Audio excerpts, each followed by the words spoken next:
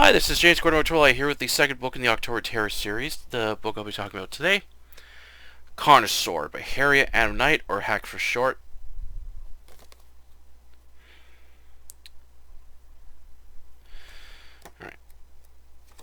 This was originally published from Star in 1984 from Australia. This edition is from Torg from August 1993, tying with the movie of the same name. This was a decent read. It had its moments that I enjoyed. There were parts that were a lot of fun to read. There's a lot of like carnage that happens in here. Lots of gore, chaos, dinosaurs running amok in this like small English town, with a few sex scenes that were fun. There were some things there were some things I didn't like with this novel. For one, I felt it was too short. Like I felt it could have been much longer and had just a lot more like destruction, carnage, and a higher body count.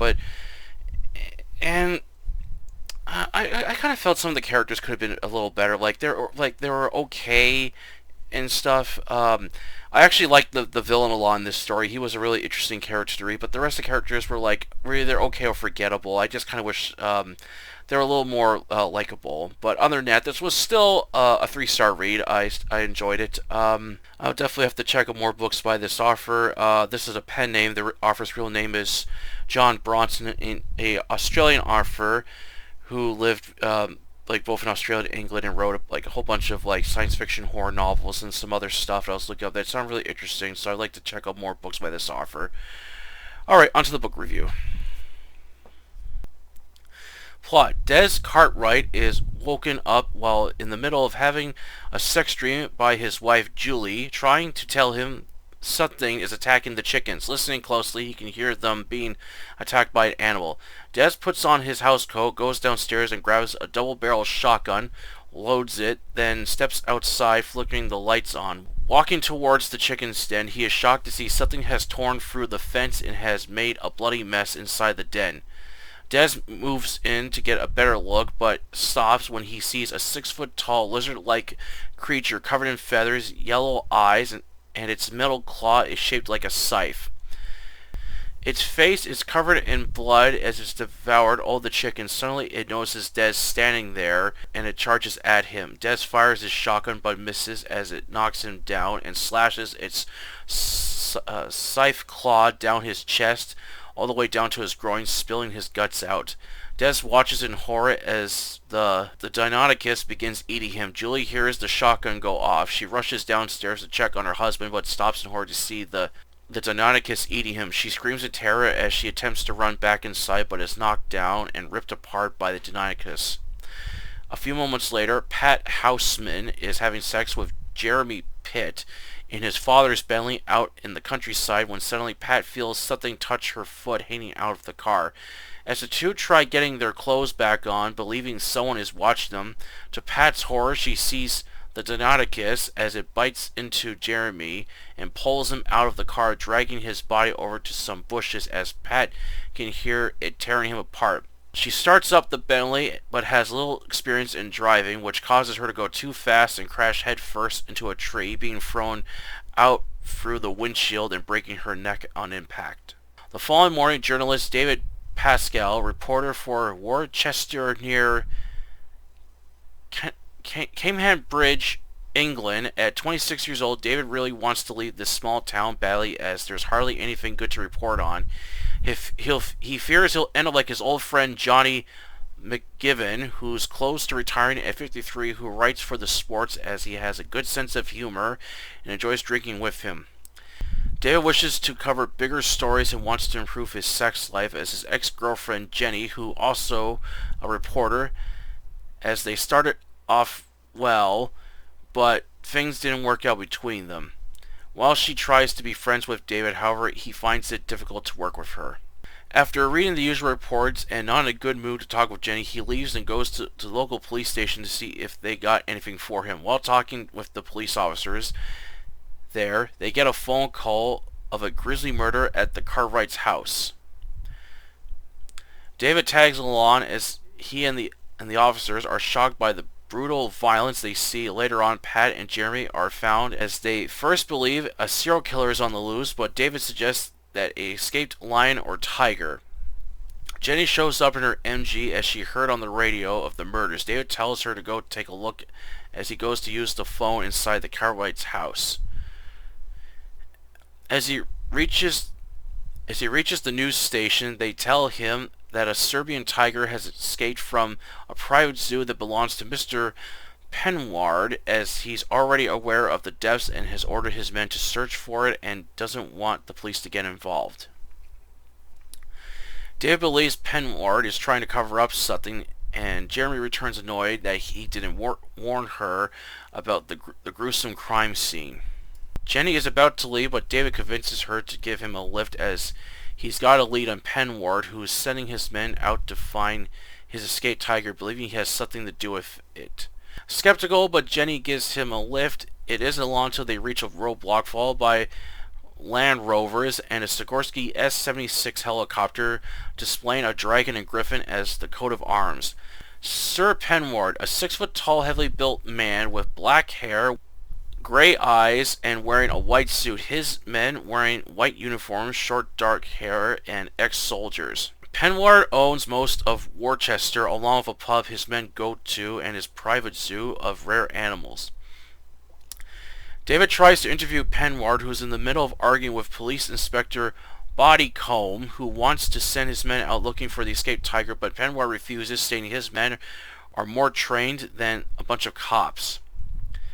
When both men notice David approaching them, he tries asking Penward a question, but refuses to answer and storms off. Bodycomb also tells David to get lost or he'll arrest him. He returns as Jenny laughs. Feeling annoyed, the two leave. However, they wait till Penward's men move and follow them, which takes them to a barn. Jenny knows the family that lives here, as the area is already closed off by police, with a cop telling them Penward's men have already captured the escaped tiger and it's claimed 2 more victims. Teresa and her 9-year-old daughter Fiona and her pony Robbie. However, 10-year-old Simon has survived the attack.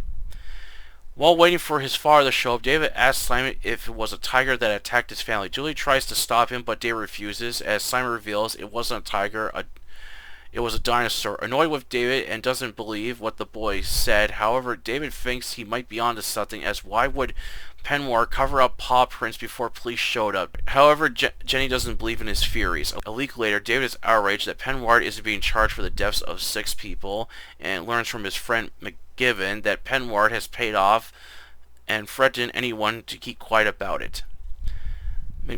McGiven tries to reason David to let this story go, but refuses and plans to expose whatever Penward is hiding.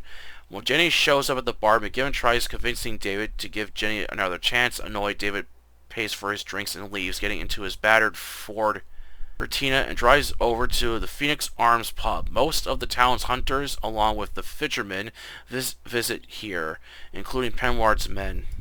David tries talking with a group of them, but they all leave before he can ask them any more questions. The bartender threatens him never to come back. As David leaves the pub, he is attacked by Penward's men as they drive off in their Land Rovers. After recovering from his injuries, David begins studying dinosaur books, wondering if Simon was telling the truth. With no options left and fed up, Penward controlling this town, he plans to expose wherever he's hiding, even if it kills him.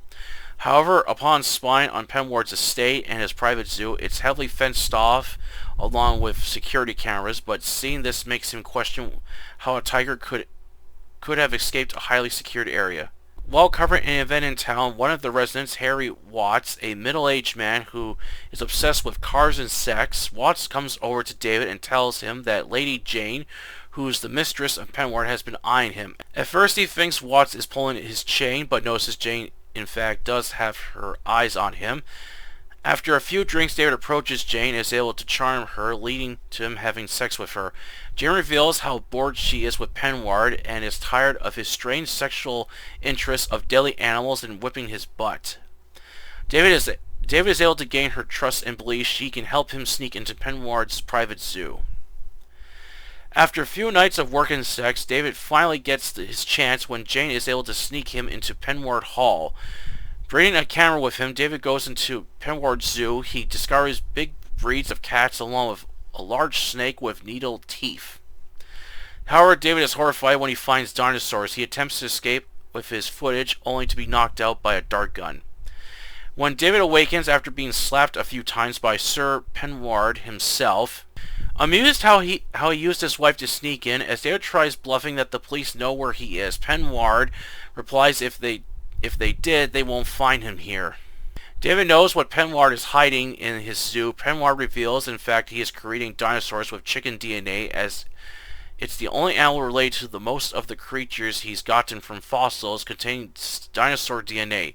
He also states he also states to go to any lengths to ensure nobody else knows about his secret project. He unties David and gives him a tour of the zoo, showing off his creations with pride as he saves his last for best, a Tarbosaurus related to the T-Rex, and has David watch as it feeds a live cow to it. David, feeling ill by this, asks if it had to be alive, to which Penmore replies he keeps them alert. When David asks if he plans to make a fortune with his creations, Penmore laughs, and as he isn't interested in money. He explains to David how bored he is with the human race, as he feels dinosaurs are more superior to mankind, as they were killed off by a disaster that altered their course. Penward plans to release them back into the wild, as he's got labs across the world, and when World War III breaks out, he plans to release them, finishing off the human race to allow the dinosaurs to reclaim their planet back. He also reveals to keep David alive till tomorrow, as he'll be feeding him to his big cat. Taken to a makeshift jail cell, David thinks it's all over when Jane appears and plans to get him out by releasing all the animals within the zoo to cause a distraction. However, things become more complicated when David finds out Jenny is also being held prisoner in Penward Zoo. He has to save her while both the big cats and dinosaurs run amok within the zoo, killing anybody in sight, along with unleashing chaos in Worcester. This event would make one hell of a story if David and the others can make it out alive. Carnosaur was a fun, gory yet humorous story. I like the setting of the small, quiet English town that hardly has anything happen, with a secret lab creating dinosaurs, with a madman planning on releasing them into the wild to cause chaos and terror. Well written with good detail, as the pacing is also very good, didn't drag on any scenes nor go too fast. Well, characters were alright, as I felt some were crafted better than others. Really liked the villain of the story, Sir Penward, a man who's obsessed with the most ferocious, deadly, and powerful beasts that are more powerful than mankind and isn't afraid of playing with dangers, since it turns him on. The main character today was alright, but found him a bit annoying at times, along with his ex-girlfriend Jenny. The other characters were either okay or forgettable. While I enjoyed the moments of gore, sex, destruction, and scenes of humans trying to take on these dinosaurs with anything they can use as a weapon, but felt this novel was too short and wished it had more carnage along with a higher body count and more destruction. Overall, it was still a fun read with a few funny parts I didn't mind. As for the 93 Roger Corman film, the same name, it changes the whole plot and setting around, along with ripping off the chestburster scene from Alien, and had a lame ending. Not worth watching if you ask me. If you like reading horror and dinosaurs, then check out Carnosaur. It's a fun read, and with the book back in print, it won't be hard to track down a copy. Alright, that's it for the review today. Hope you enjoyed it. Yeah, I had a lot of fun reading Carnosaur. I really loved the beginning part of it, where it just follows these side characters as they get devoured and torn apart by dinosaurs. That was a lot of fun reading, along with the humorous crash scene with the girl in the Bentley who gets like thrown out of the car when she's going too fast. That part was funny, and I enjoyed it. And of course the chaos that ensues Penward Zoo when Jane releases the animals and stuff, and they're just causing like havoc and destruction and killing anyone they can. And then of course when they escape, they wreak havoc on the town. That was a lot of fun. I enjoyed that scene.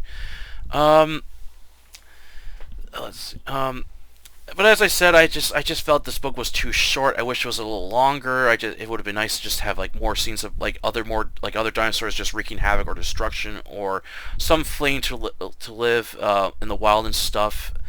Like some of the other and I felt that some of the characters were like were okay. Like I wish David was a little more likable. I just found him a bit annoying at times and a bit whiny. Along with his girlfriend Jenny, it was just being a bit annoying at times. I really like the villain Sir Penward a lot. Just a really cool villain who gets turned on by being around these like dangerous animals and stuff, and he loves playing with danger as it really turns him on. So I really like this character a lot.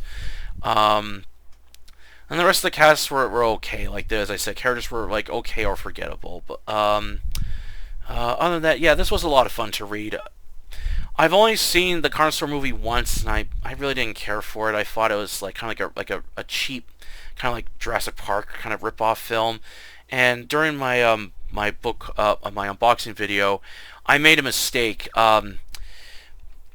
It wasn't it wasn't Charles Bronson who found out that Michael Crichton was working on a dinosaur book. I made a mistake. It was Roger Corman who found out that that Jurassic Park was going to be made into a film, so he wanted to beat Steven Spielberg with his dinosaur movie Carnosaur before Jurassic Park came out. Well, the film did okay, but Jurassic Park, of course, did way better than Roger Corman's film. So, yeah, I definitely would be checking out more books by John Bronson. I had a lot of fun with Carnosaur. Definitely looking forward to reading his other books. That's sort of the view today. Hope you enjoyed it. Please don't forget to subscribe to October Library YouTube channel and the Facebook group of the same name. A place to post review of fiction. Until then, I'll catch you later.